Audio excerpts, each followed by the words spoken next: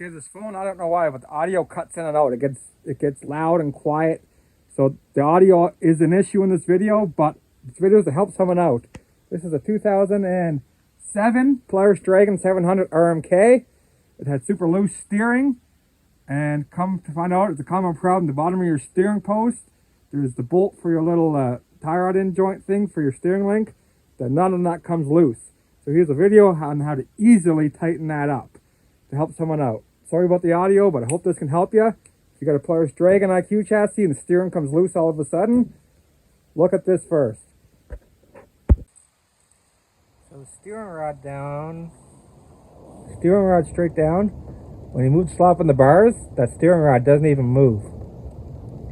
See, that doesn't even move. It wavers back and forth, but that's it. The handlebar bushings, not bad.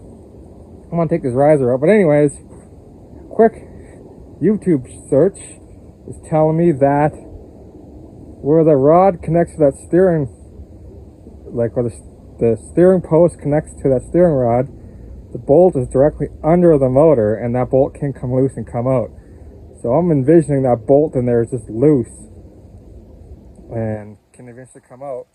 This is a 2007 Polaris RMK 700 Dragon.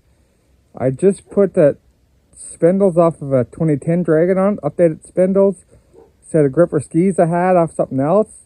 So I got all the slop taken out of there. And look. That plays in the steering. But if you look down, the steering rod, when you move the handlebars, that steering rod doesn't move. It wiggles back and forth, not even moving. So it's not even engaging the steering.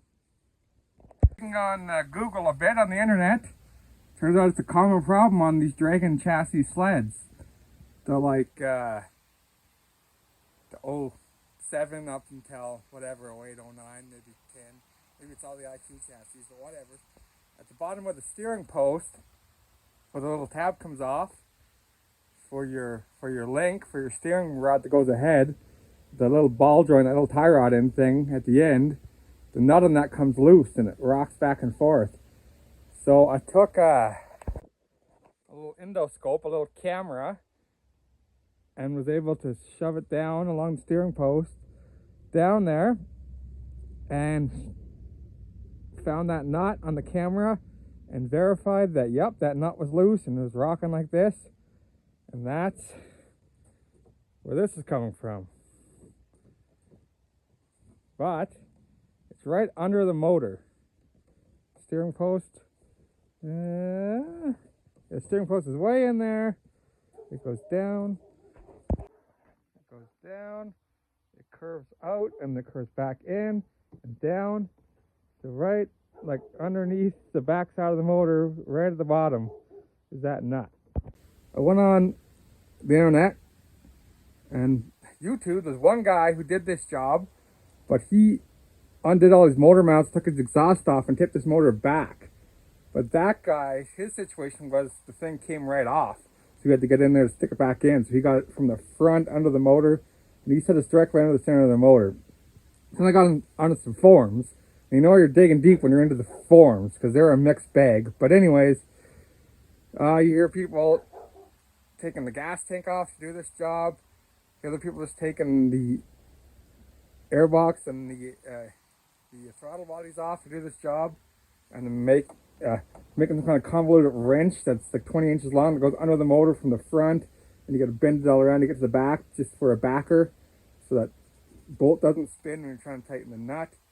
And these other guys taking wrenches and making all kinds of fancy things. They're taking the tank off and using their crow's foot. And I have no idea. I am going to get the airbox off and see if I can get my hand in there. And I'm going to go for there. And I'll see. It's Friday afternoon now. It's Thursday afternoon now. We're loading up the sleds and hitting the road tomorrow afternoon. It's going to a big event, so let's get going. Well, I guess the more you know. I was working hard, trying to finagle these off, trying to get the boots off, and I gave it a yank to pull it out. Airbox pulled out. Boom. So I guess that insert just slides in there. So that, okay.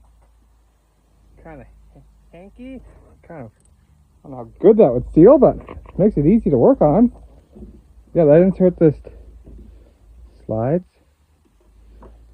and clicks in. The previous owner loved wire,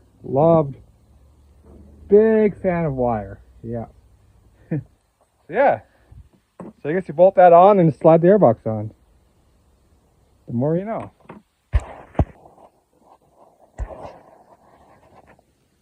So, the intake, just the head of the intake, right there.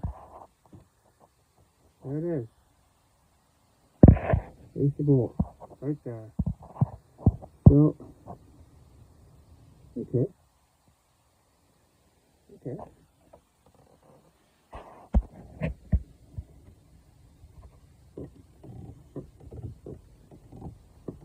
Dang, okay. There it is. Wait to see how far down that bolt is. Easy to see on the camera, but you stick your hand in and you can't reach it. It's down there far. That's it.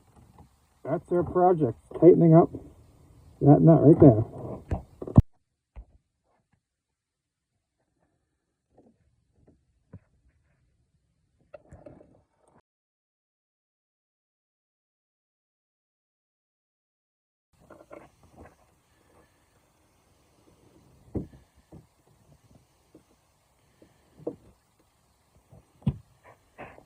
And on.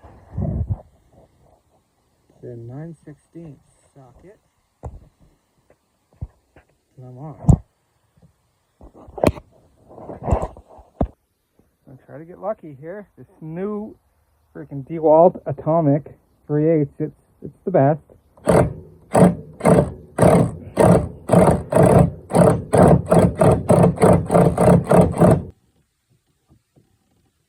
tell you what, definitely tighter.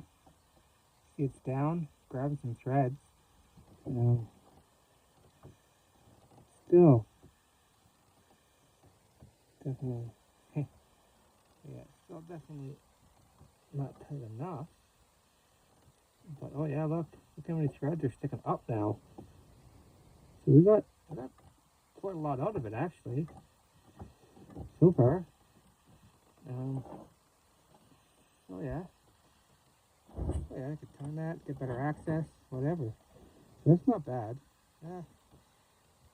Yeah, so worst case I'll have to make like a 1/2-inch fork, like L-shaped, to go underneath and capture the bottom for a backer. I think I'm just going to keep ramming on it with the friggin' impact and maybe turn this and try to jam that different ways and see if we can't get a result. It's certainly working. It's certainly getting tighter. Yep, got it. Tight. Might even be a little over tightened with that freaking big impact when she kicked in. It's only a 3/8, but it rips. So there. I just moved it all around trying to get it to catch. I gotta put my foot on the edge of the ski, and then I pulled on the handlebar to jam it, and that worked. Sucked her up. Okay. Now you see a tiny bit of play left. Well, you can see like this tie rod ends. Got substantial play. It's an old sled, you know, it's wore out, but that is infinitely better. Okay. Oh yeah. See, there's looseness in the joint, just because it's wore out, but yeah.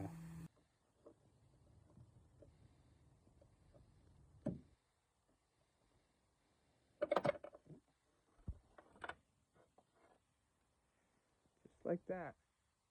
9/16 socket. So that's not bad at all. So between your intakes there, right down there, it's a pretty straight shot straight down with your socket. So like, right, you can turn your steering that way, so that arm goes back, so it's just right back there.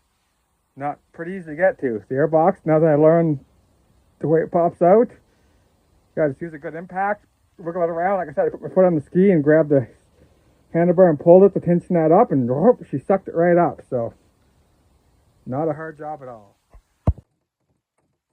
Yeah. Yeah. That is wonderful. So there, you just bolt the rubber and plastic piece back on into your intakes, tighten your hose clamps, and the airbox just snaps in there, and then you just flip it on with this, and that's it. That's it. You just tip it back, slide it in there, start it in the groove, and just doop. Doesn't seem like it would seal worth of crap. There's no like rubber gasket or nothing around there. But whatever. It's been like that this long. She's good. And that's it. That's the job. Those forms are really like, whoa. And that one video, but that one video is different though. The buddy's, his link fell right off, so he had to get, but he was saying it's right underneath the bottom of the motor. If you turn your handlebars, that pivot goes in towards your bulkhead. So very easy to get to. You just unclip your airbox, pull it out, under the hose clamps, pop off that rubber intake boot piece, and then you just gotta take your, you could have some kind of camera or scope to get in there. I just use my phone camera, put it on record with the light on, get your 9/16 socket on there, extension, impact, put your foot on the ski, turn the handlebars to jam it, and just tighten it up. Boom, quick job. So I could see like back in the days of the forums, right back in the mid 2000s, people didn't have iPhones and maybe not borescopes and stuff, so the job would be a lot harder because you can't get your finger on it, you can't see in there. So without these tools, and like I went on Polaris, the full parts diagram of how all the steering goes together, and I've seen the parts, went online, figured out it's a common problem. Then I was able to get out the borescope and get eyes on it, and then take it apart. So, you know, with the impact, my phone camera, that borescope or that endoscope, and just the internet, without all that, this job would have been way harder. People say, like, I've seen a bunch of comments to take the gas tank off.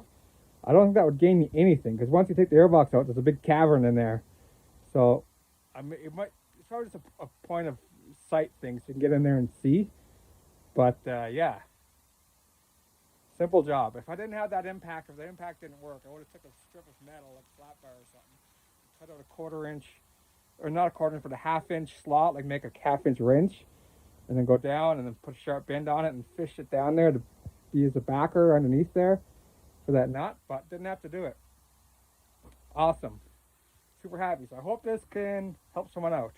I'm going to post this video this evening, just so hopefully it can help someone out. Hopefully someone's like struggling to get their sled fixed for the weekend and they see this video and it solves them a lot of headaches, because I'm excited. I was getting ready for a racket of a job and it turned out to be super easy.